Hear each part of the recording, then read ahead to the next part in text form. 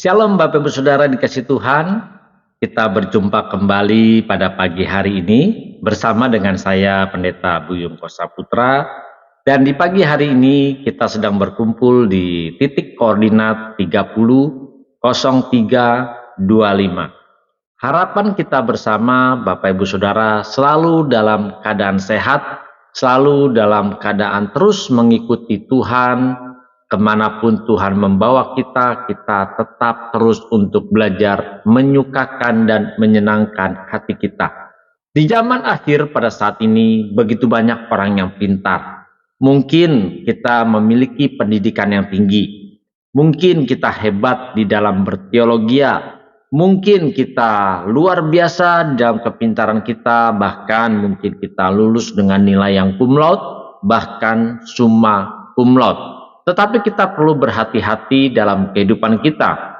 Sering ketika kita semakin pintar, kita justru semakin tidak bijaksana. Banyak sekali orang yang bertambah pintar tetapi tidak bertambah bijaksana. Kita perlu belajar dalam kehidupan kita supaya kita harus menjadi pribadi yang bijaksana. Pintar kalau tidak bijaksana berbahaya. Jadi jangan bangga kalau kita pintar. Harus hati-hati apalagi merasa pintar. Jadi Bapak Ibu Saudara dan saya, kita diajar, kita dituntun untuk menjadi pribadi yang bijaksana. Bagaimana pribadi yang bijaksana? Seperti apa yang bijaksana itu? Apakah mungkin kita mampu menjadi manusia yang bijaksana? Nah, sebelum kita membaca firman Tuhan, saya mengajak bagi Bapak Ibu Saudara yang baru pertama kali berkunjung ke YouTube channel CPS Television dan belum pernah mengklik tombol subscribe, ayo dukung YouTube channel CPS Television ini dengan klik tombol subscribe, klik gambar loncengnya, aktifkan semua notifikasinya. Jadi kalau kita belum melihat ada gambar sinyal di gambar lonceng kita, pencet lagi gambar loncengnya, pilih semua notifikasinya. Supaya apa? Ketika saya melakukan live stream, saya mengupload video, Bapak Ibu Saudara dapat menerima pemberitahuannya secara langsung. Sehingga kita bisa menikmati berkat-berkat rohani secara langsung juga. Bahkan jangan biarkan berkat itu hanya ada sampai di kita, bermuara di kita, tapi kita salurkan berkat tersebut juga kepada orang-orang yang kita kasihi, orang-orang yang kita sayangi, baik keluarga, anak, orang tua, famili, sahabat, dan yang lain-lainnya. Caranya gampang. Share aja melalui WA video ini ke mereka. Share juga melalui story WA kita, share di seluruh media sosial kita, upload, posting ulang, supaya kita bisa memberkati banyak orang yang ada. Ya, jangan lupa tekan like, silakan tinggalkan komentar di kolom komen. Bagi Bapak Ibu Saudara yang belum pernah mengikuti CPS Television via TikTok, maka perlu diketahui bahwa kami juga hadir secara live streaming via TikTok setiap hari Senin, setiap hari Rabu jam 20.00 ya, 20.00 WIB. Bahkan di hari Sabtu jam 6.30 WIB kami hadir mendoakan, melayani Bapak Ibu Saudara yang butuh untuk didoakan, bagi yang sakit, bahkan yang mengalami masalah, letih, lesu, berbeban berat, kami juga mendoakannya secara langsung di live streaming TikTok.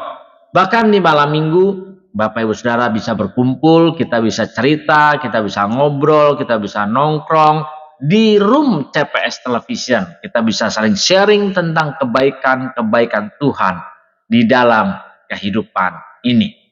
Kembali sekarang kita berbicara bijaksana. Sudahkah Bapak Ibu Saudara bijaksana? Sudahkah kita bijaksana? Bijaksana dalam hal apa? Dalam segala hal, dalam setiap mengambil keputusan. Tetapi sebelum kita berbicara lebih dalam tentang bijaksana, tentang kepintaran, ayo kita baca firman Tuhan yang terambil dari Roma 1 ayat 18. Kita mulai ya. Sebab murka Allah nyata dari sorga atas segala kefasikan dan kelaliman manusia yang menindas kebenaran dengan kelaliman. Karena apa yang dapat mereka ketahui tentang Allah nyata bagi mereka, sebab Allah telah menyatakan kepada mereka.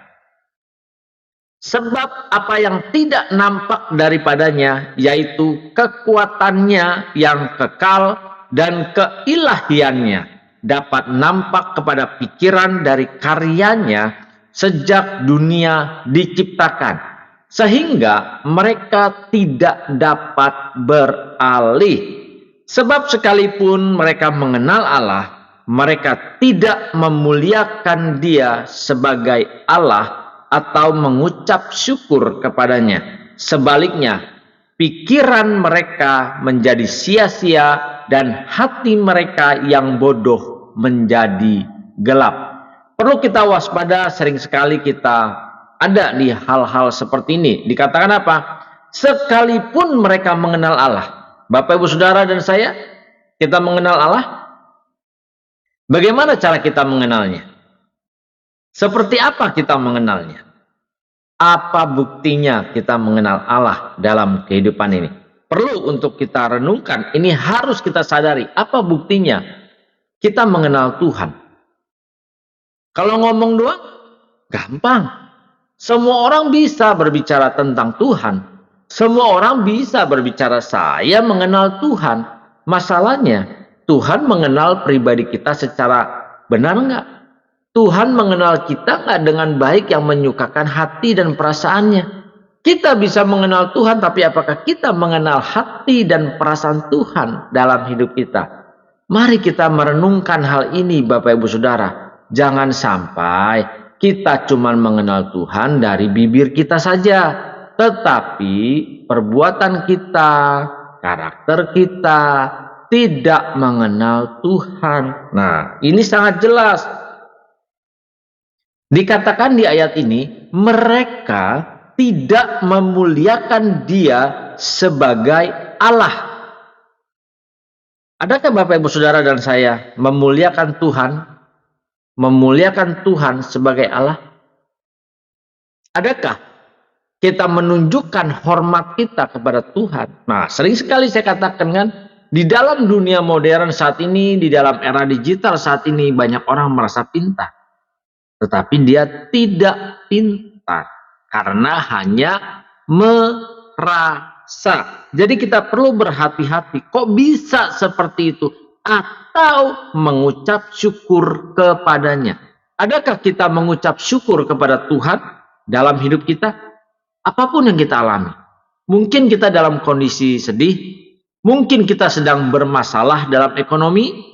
Mungkin kita sedang dikejar-kejar oleh pinjol. Mungkin kita sedang terlilit hutang piutang, bahkan kita mungkin belum bisa makan pagi hari ini.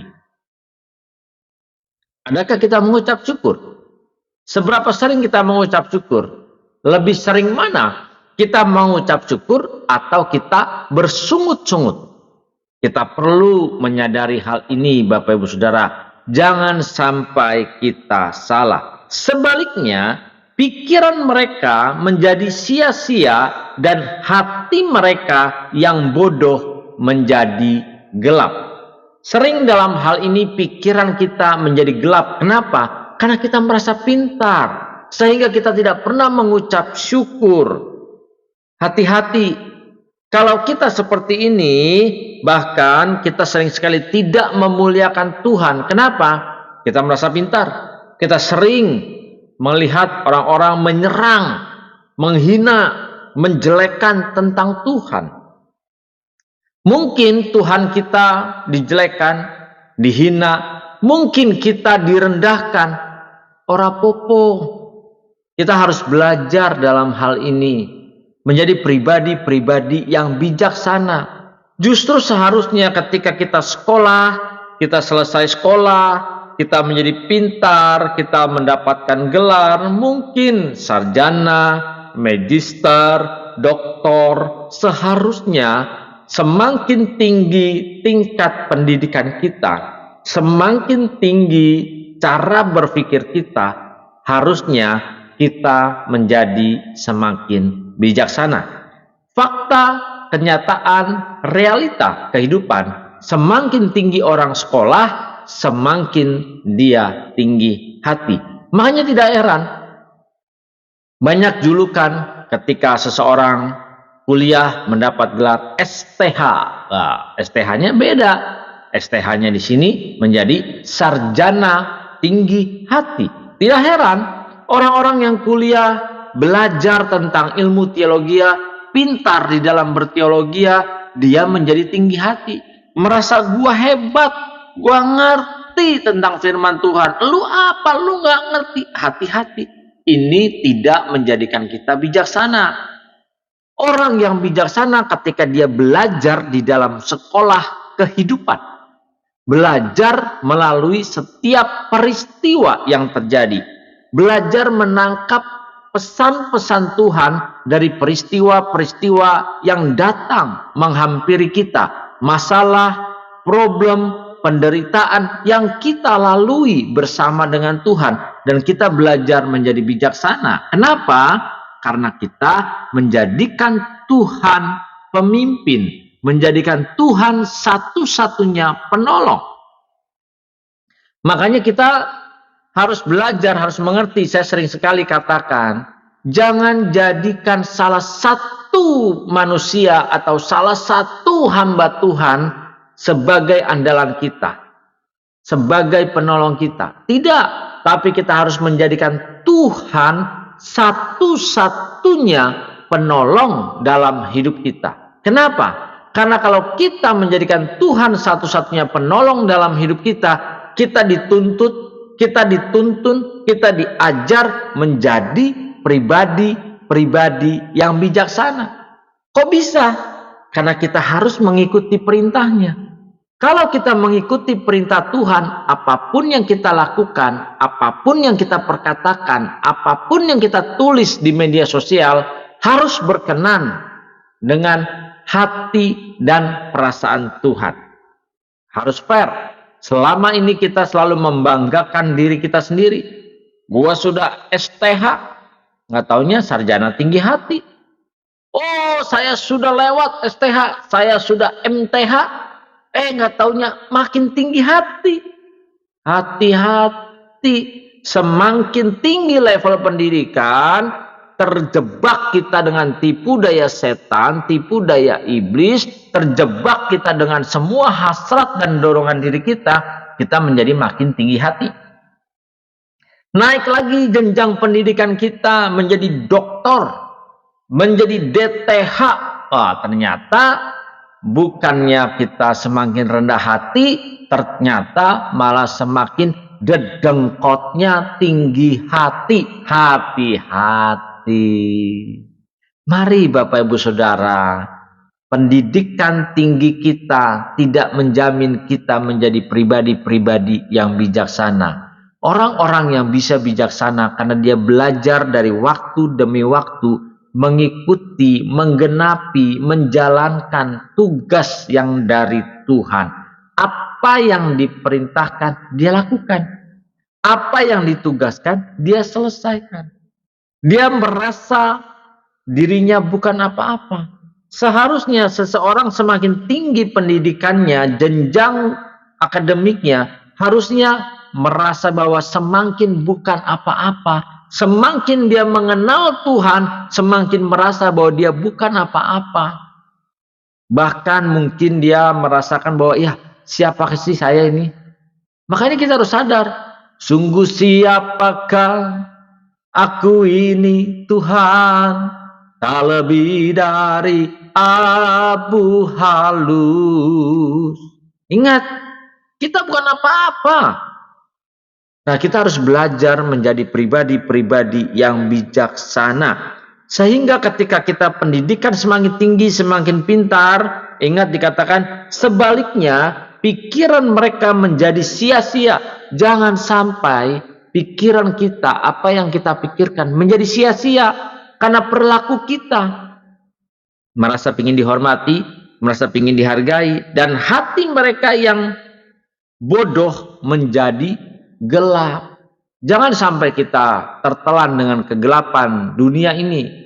Makanya kita harus belajar Bapak Ibu Saudara, berhati-hati dalam hidup ini. Berhati-hati dalam kita memikirkan, merenungkan. Berhati-hati menggunakan mata kita. Berhati-hati menggunakan mulut kita. Jangan suka ngegibahin orang. Berhati-hati menggunakan telinga kita. Jangan suka dengarnya hal-hal yang gosip. Kalau kita salah menggunakan telinga kita, maka kita akan terseret dalam dosa gibah yang suka ngomongin orang, ngejelekin orang. Bahkan kita bisa fitnah orang. Hati-hati. Hati-hati dalam hal ini. Kita boleh berpendidikan tinggi tapi belum tentu kita bijaksana, ya. Karena dikatakan apa? Sebab murka Allah nyata dari sorga atas segala kefasikan dan kelaliman manusia. Kalau kita sekolah tinggi, pendidikan tinggi, tapi kita justru sembarangan dan bahkan menjadi orang-orang yang fasik, yang hanya hebat berbicara ayat. Oh, hafal ini. Hati-hati, kita menjadi pribadi-pribadi yang fasik, bahkan lalim. Orang-orang yang selalu, oh saya hafal ayat ini, biasanya menjadi orang yang lalim, yang tidak punya kasih, yang merasa dirinya menang sendiri, yang merasa hebat. Akibatnya apa? Yang menindas kebenaran dengan kelaliman. Sering kan kita melihat seperti itu, yang menulis komentar-komentar seperti ini, mereka menindas kebenaran dengan kelaliman. Karena apa yang dapat mereka ketahui tentang Allah nyata bagi mereka, sebab Allah telah menyatakannya kepada mereka. Semakin dia belajar mengerti teori tentang Tuhan, justru dia tidak mau mempelajari bagaimana mempraktekkan bergaul karib dengan Tuhan. Hati-hati. Sebab apa yang tidak nampak daripadanya, yaitu kekuatannya yang kekal dan keilahiannya, dapat nampak kepada pikiran dari karyanya sejak dunia diciptakan, sehingga mereka tidak dapat berdalih.